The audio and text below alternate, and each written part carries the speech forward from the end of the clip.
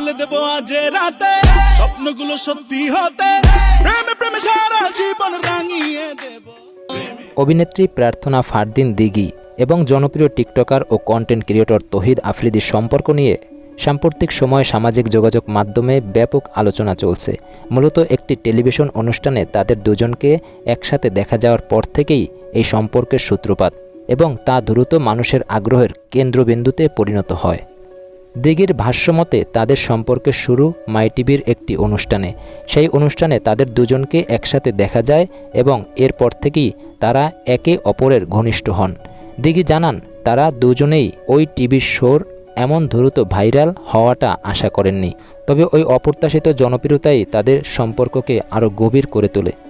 এরপর থেকেই দুজনকে একসাথে বেশ কিছু টিকটক ভিডিওতে দেখা যায়, যা তাদের ভক্তদের মধ্যে ব্যাপক সাড়া ফেলেছে। অনেকেই তাদের সম্পর্ককে প্রেমিক প্রেমিকার সম্পর্ক বলে মনে করলেও দিঘি তা সরাসরি অস্বীকার করেছেন। একটি সাক্ষাৎকারে তিনি বলেন, আমরা কখনোই এরকম কথা বলিনি। তার মতে তাদের সম্পর্কটি বন্ধুত্ব এবং কাজের সম্পর্ক, তবে সামাজিক মাধ্যমে তাদের দুজনের উপস্থিতি এবং একসাথে ভিডিও তৈরি করা নিয়ে ভক্তদের আগ্রহের কমতি নেই। এই সম্পর্ক নিয়ে সামাজিক যোগাযোগ মাধ্যমে নানা ধরনের মন্তব্য ও সমালোচনা চলছে। কিছু নেটিজেন বিভিন্ন ধরনের ভিত্তিহীন মন্তব্য করেন, তাদের সম্পর্ককে অন্যভাবে উপস্থাপন করার চেষ্টা করছেন।